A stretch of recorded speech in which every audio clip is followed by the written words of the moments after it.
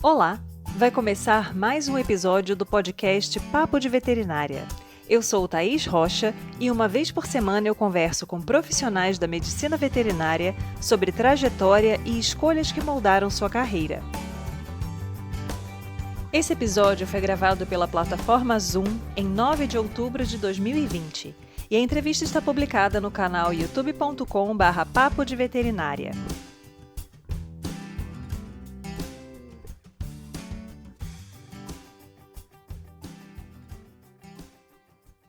O trabalho na área de pesquisa muitas vezes vem como resultado de um caminho de dedicação e curiosidade que pode ter início na iniciação científica, passa pelo mestrado, doutorado e culmina com a aprovação em concursos para universidades ou órgãos públicos de pesquisa, como foi o caso do Dr. Luiz Francisco Zafalon, atualmente pesquisador da Embrapa Pecuária Sudeste em São Carlos, São Paulo. Se você quer saber mais sobre o trabalho de pesquisa nessa instituição, acompanhe nosso papo. Muito obrigada por ter aceitado o nosso convite. E eu gostaria de começar o nosso papo hoje com você contando um pouquinho como você decidiu ser médico veterinário. Quando surgiu essa vontade?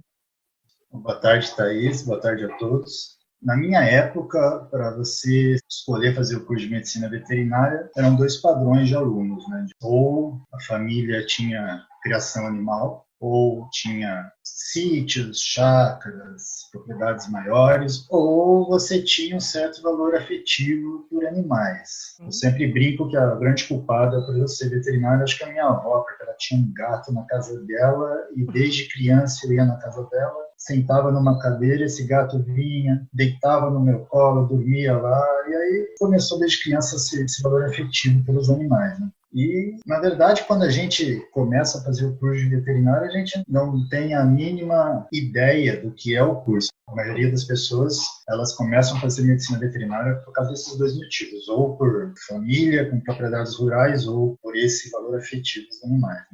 Sim. E aí, quando você entrou no curso, em que área você imaginava que trabalharia? Eu não tinha a mínima ideia, Thaís. Também não me lembro muito, porque faz tempo isso, né? Mas quando a gente entra no curso, nós queremos cuidar dos animais. Imaginamos que a medicina veterinária são apenas os cursos relacionados com a área de clínica, seja clínica médica ou clínica cirúrgica. Só que, a partir do momento que nós começamos a cursar, nós verificamos que é uma área muito mais ampla.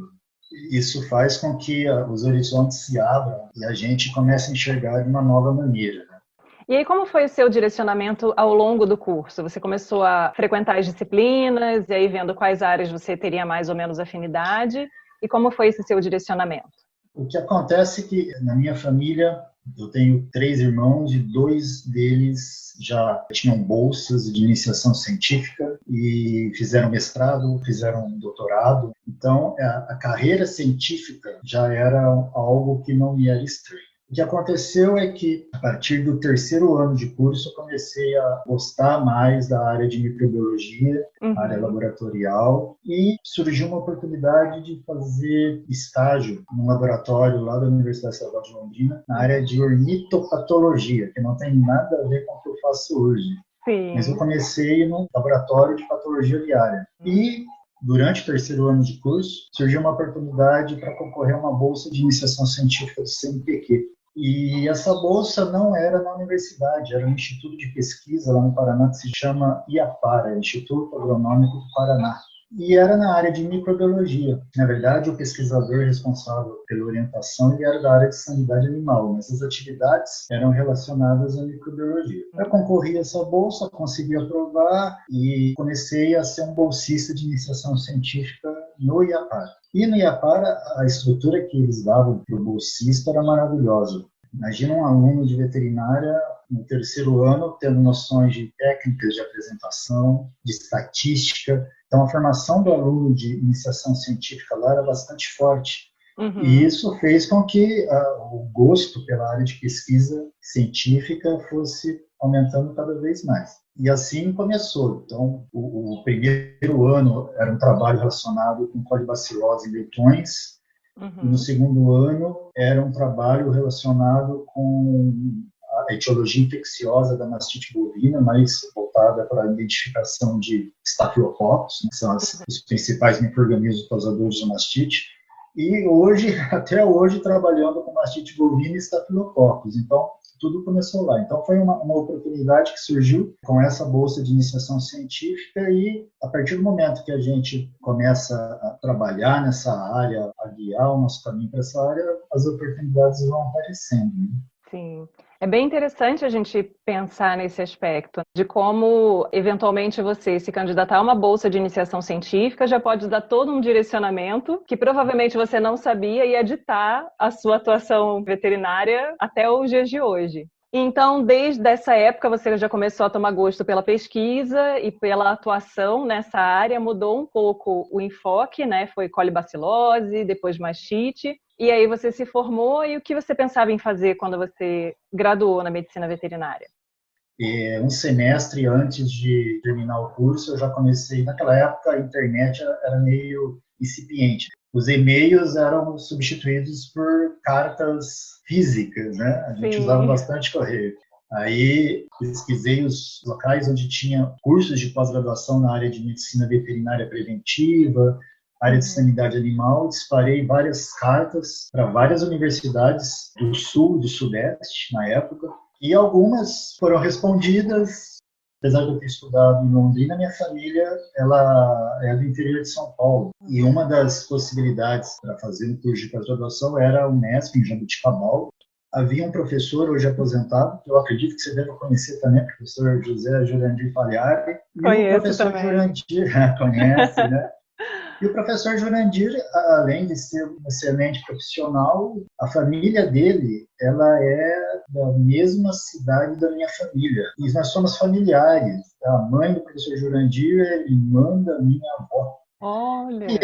E ele descobriu que eu queria seguir a carreira científica, fazer mestrado, e comentei com ele qual que era a minha área, e um belo dia, vem para o Jabuticabal, eu vou te apresentar os professores que são dessa área, e vocês conversam, falam sobre o seu interesse e vê as possibilidades, né?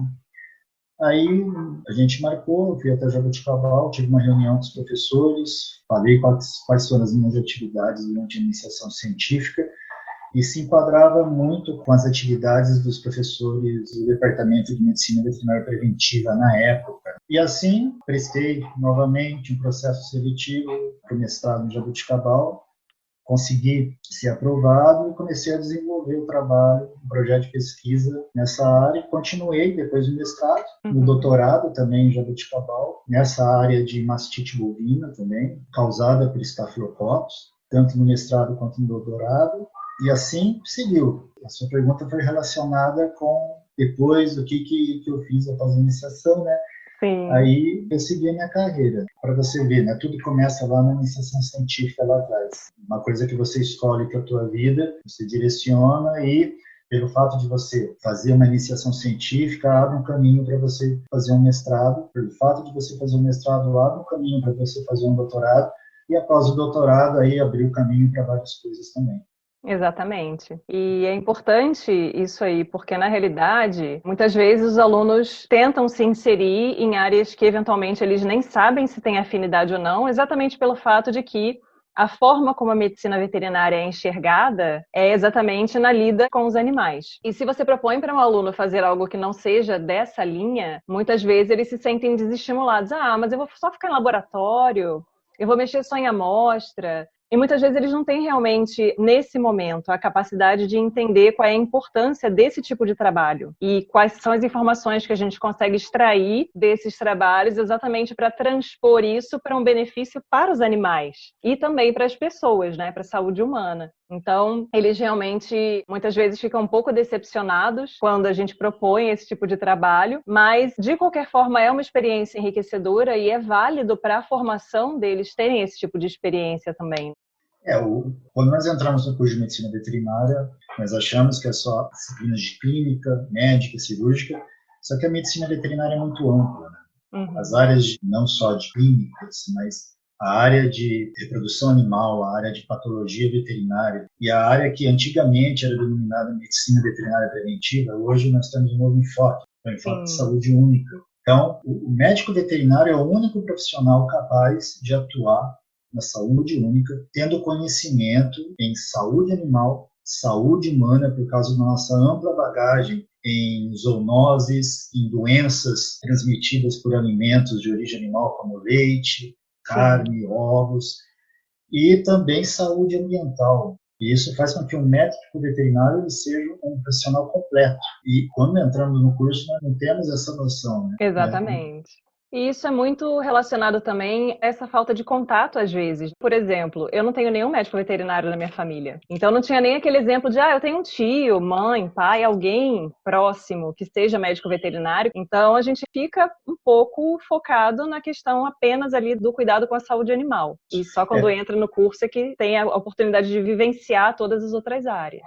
A gente cai meio de paraquedas no curso, né, Thaís? Exatamente. Essa semana foi interessante, eu tive uma aluna me perguntando, professora, mas você sempre trabalhou com grandes animais, você deve ter fazenda. Eu falei, não, nem passar férias em fazenda e ordenhar lá a vaca para saber como é que era, eu fazia. E eu trabalho com grandes animais hoje, então, às vezes, eles têm essa visão de que é quase um pré-requisito. Quem já tem essa vivência continua nessa linha, e quem não tem essa vivência, quem não tem essa experiência, talvez jamais consiga se inserir. E não é nada assim a forma como as coisas ocorrem. E aí você terminou, então, seu mestrado, seu doutorado, sempre trabalhando nessa linha que antes era chamada de medicina veterinária preventiva, trabalhando com doença de glândula mamária em vacas, que é extremamente importante, né? Tanto é que é uma área que é muito explorada. E aí o que aconteceu depois até você chegar onde você está hoje na Embrapa? Quando um aluno de pós-graduação termina um doutorado, se você não tem nenhum vínculo profissional ainda, é meio choque, né? Nós dependíamos de bolsa de estudos, né? Durante o mestrado eu tive bolsa da CAPES e depois da FAPESP. No doutorado eu era bolsista FAPESP também. E, de repente, esse doutorado termina. O que fazemos agora? Eu tinha na minha mente um direcionamento que eu prestaria um concurso público ou uma universidade pública ou um instituto de pesquisa público. Enquanto essa oportunidade não surgia, surgiu uma outra oportunidade que é ser professor em instituição privada de ensino. Eu comecei já logo sendo responsável por 3 disciplinas. Numa instituição privada pela disciplina de epidemiologia aplicada e saneamento ambiental. Uma outra disciplina que era inspeção de produtos de origem animal. E uma outra disciplina que era tecnologia de produtos de origem animal. E depois eu tive a oportunidade também de ser professor numa segunda instituição, como professor de tecnologia de produtos de origem animal. Permaneci 2 anos como professor e surgiu um concurso público para ser pesquisador científico em institutos de pesquisa estaduais aqui no estado de São Paulo. Era um concurso para o Instituto de Zootecnia, cuja sede é em Nova Odessa, lá na região de Campinas, e um outro concurso que também era para Instituto de Pesquisa Estadual, que era para a Agência Paulista de Tecnologia e Agronegócios. O do Instituto de Zootecnia era da área de qualidade do leite, que era a minha área, né? E da Agência Paulista de Tecnologia e Agronegócios era para a área de sanidade animal, que também era a minha área. Aí acabei passando os dois, eu tive que escolher um ou outro. Um era mais próximo da minha terra, minha cidade natal, mas eu nunca tive esse vínculo de ter que voltar junto da minha família, porque meus 3 irmãos estudaram fora, meus pais eles sempre deram importância a vocês vão estudar e fazer universidade. E eu escolhi a vaga do Instituto de Zootecnia para trabalhar com qualidade do leite. Então, minha carreira como pesquisador científico começou no Instituto de Zootecnia, lá em Nova Odessa. Isso foi em 2005 e permaneci até novembro de 2006, porque nesse período surgiu a possibilidade de prestar um outro concurso público para a Embrapa. E foi uma oportunidade única, porque esse concurso ele foi um dos poucos onde você, ao escolher a vaga, você escolhia a unidade da Embrapa. Então, tinha uma vaga para a Embrapa em São Carlos, que é uma cidade que eu também já conhecia, porque o meu irmão matemático ele fez pós-graduação aqui em São Carlos, e tinha um primo bem próximo também que fazia pós-graduação em São Carlos, e a minha esposa é da região aqui de Araraquara. Então, falou, São Carlos é uma cidade maravilhosa, né? E a área do concurso era sanidade animal e epidemiologia, também era o que eu fazia. Passei no concurso da Embrapa e agora desde 2006 eu aquietei. Não pretendo mais prestar concursos. Desde 2006 eu sou pesquisador científico aqui na Embrapa Pecuária Sudeste São Carlos. E aí, na realidade, esses concursos para a Embrapa, então, você comentou que era para a área de sanidade animal, mas a área de sanidade animal ela é bem ampla. Existem várias áreas diferentes dentro da sanidade animal que você pode trabalhar. E nesse caso, especificamente, você comentou também que você poderia escolher qual unidade da Embrapa você gostaria de ficar. Em geral, então, não é isso que acontece. Você faz o concurso para a Embrapa e Os vai... concursos da Embrapa, cada concurso é de uma maneira. Uhum. Há concursos onde você escolhe a região, uma vaga para a região Sudeste, uma vaga para a região Norte, uma vaga para a região Nordeste, mas você não sabe qual a unidade da Embrapa você será destinado. Claro que você desconfia, porque você pesquisa as unidades da Embrapa. Aqui em São Carlos, por exemplo, são 2 unidades da Embrapa. Nós temos a Embrapa Pecuária Sudeste, que fica numa fazenda, e temos a Embrapa Instrumentação, que fica no centro da cidade. Uma vaga para veterinário que trabalha na área de sanidade animal, já imaginávamos que seria para a Pecuária Sudeste em São Carlos. Já se fosse para a região Sudeste, não seria assim, porque nós temos outras unidades na região Sudeste, de leite, que é em Juiz de Fora, que trabalham também com produção animal, com sanidade animal. Então, quando você presta o concurso, você não tem esse conhecimento para onde você vai. Existe, claro, a possibilidade de você ser selecionado no concurso e uma vaga, não para aquela região que você escolheu, mas há uma vaga disponível para uma outra região e assim você é chamado para trabalhar nessa outra região e você aceita ou não aceita. Então, depende muito do concurso, quem promove o concurso e dos objetivos de cada concurso. Entendi. E, embora você já tenha falado sobre isso, quais etapas, então, você consideraria essenciais para a pessoa se qualificar e passar num concurso como esse da Embrapa? Acredito que hoje, em concursos públicos para universidades ou para instituições de pesquisa, a formação científica é essencial. É um pré-requisito você ter uma pós-graduação e, geralmente, as vagas dos concursos é para quem tem um doutorado. E numa prova de concurso público, tem que, além de ser a sua pós-graduação na área do concurso público, você tem que ter aquela sorte no momento do concurso das questões que caem nas provas serem aquelas. Porque é impossível no concurso público, né, Thaís, você estudar e dominar todos os assuntos, por exemplo, sanidade animal. Aí você tem uma estratégia para se preparar para o concurso público. Por exemplo, na época que eu prestei esse da Embrapa, na área de sanidade animal, eu estudei as doenças que eram interessantes em termos econômicos para o país. Também a importância em saúde pública, né? Brucelose, tuberculose, já trabalhava com mastite e você tem que contar com a sorte também, né? As questões que caíram no concurso eram os assuntos que eu havia estudado para o concurso. Na época, eu me lembro, eram questões de múltipla escolha e havia 2 questões que eram como se fosse uma redação. Uma delas foi relacionada com a epidemiologia de carrapatos, causando doenças em animais, e a outra foi bem relacionada com epidemiologia geral. Como eu era professor em epidemiologia, então eu usei os conceitos de epidemiologia que eu já conhecia, e você tem que ter um pouco de sorte também.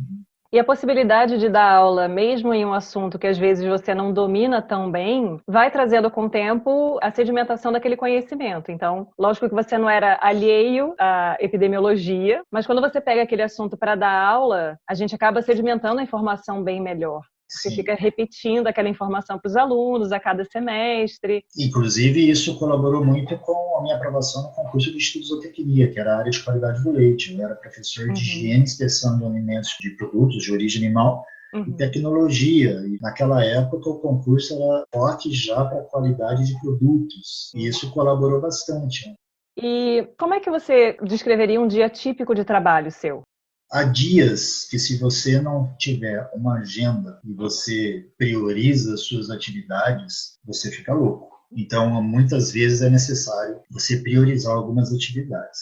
É claro que quando nós trabalhamos numa instituição de ensino, num instituto de pesquisa, nós não faremos só atividades técnicas. Então, as atividades relacionadas com o dia a dia da instituição, elas sempre aparecem nos nossos afazeres. Mas as tarefas que um pesquisador científico tem Basicamente é gerar estudos para que esses estudos gerem resultados que sejam úteis para a população. Aí cada área tem uma população-alvo. No caso da Embrapa e da minha área é o produtor rural, são as empresas que trabalham e lidam com sistemas relacionados com as atividades rurais.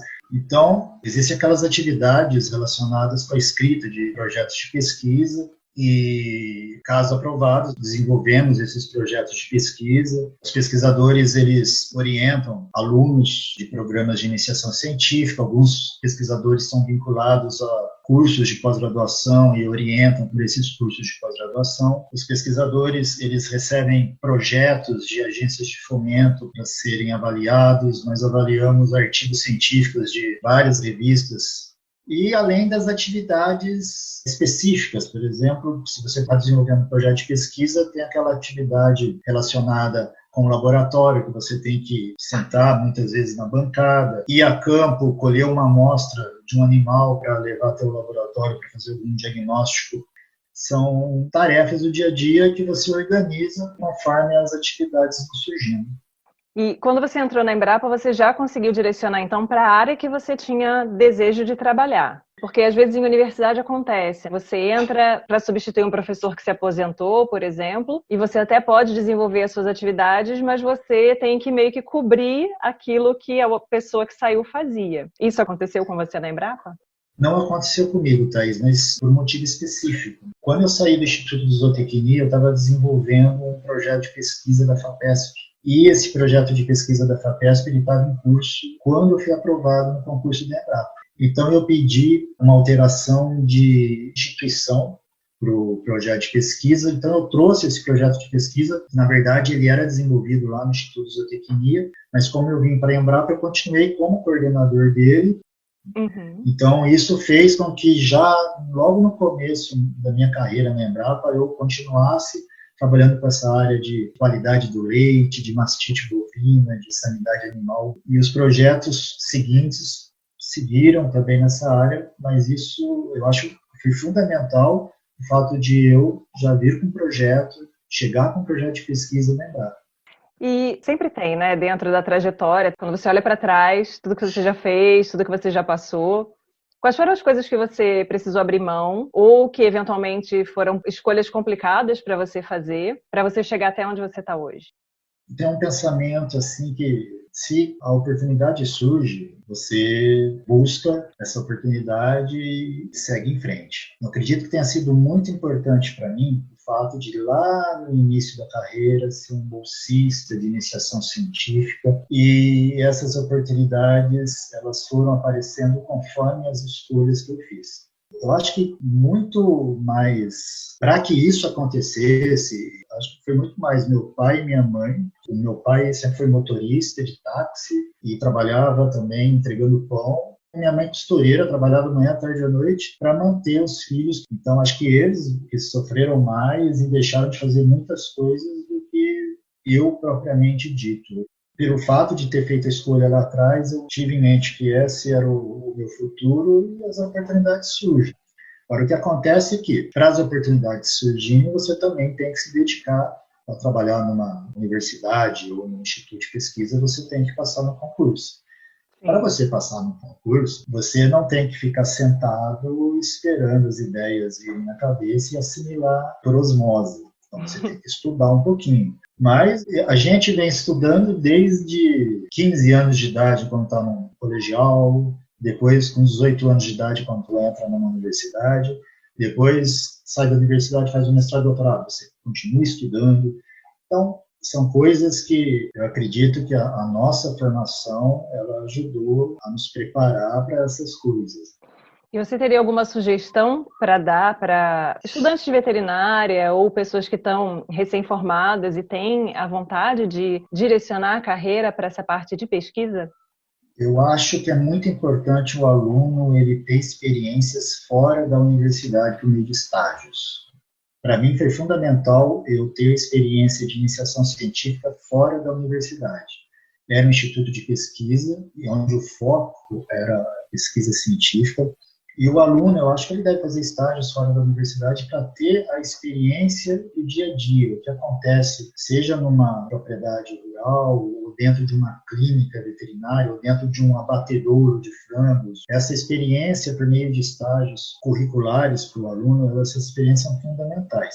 Uma pena é que a lei de estágio, hoje, muitas vezes, ela impossibilita o aluno de fazer um estágio que não seja curricular, que não seja remunerado, porque na minha época era mais fácil eu, sem ganhar uma bolsa, conseguir fazer um estágio no laboratório, por exemplo. E isso é fundamental para o aluno, você começar a ver coisas novas ainda durante o curso, porque isso abre um pouco a percepção do que ele pode fazer no futuro. Deixar para o final do curso, ele já perdeu tempo um pouquinho. Eu acho que ele deve começar antes, a partir do 3º, 4º ano de curso, ele já tentar ter essas experiências novas que vai facilitar as escolhas dele para o futuro profissional. Sim, existe uma variedade muito grande de possibilidades dentro da universidade, que dirá fora dela. Então, realmente é interessante os alunos aproveitarem o tempo que eles têm, períodos de férias. Para quem estuda em instituição pública, que às vezes tem greve, eu passei muito por isso. Greve, quanto tempo de greve? Não sabemos. Então, eu sabia que tinha pelo menos um mês, mas em geral eram 2, 3, chegou até a 6 meses, de um tempo que eu podia aproveitar para conhecer outros locais, outras instituições, outras realidades. E isso acaba sendo extremamente enriquecedor. Muito obrigada, então, Luiz. Eu agradeço muito pela sua disponibilidade de estar aqui com a gente, compartilhando um pouquinho da sua experiência, contando como foi essa sua trajetória. Eu gosto sempre de ressaltar que o objetivo aqui não é passar um passo a passo, né? Como se tornar o pesquisador da Embrapa. Faço o que eu fiz da forma como eu fiz. Cada um tem a sua experiência, estudar em locais diferentes, em épocas diferentes, mas de qualquer forma, é interessante o compartilhamento desse tipo de experiência para os alunos perceberem a variedade de opções que existem. E agradeço muito mais uma vez a sua participação.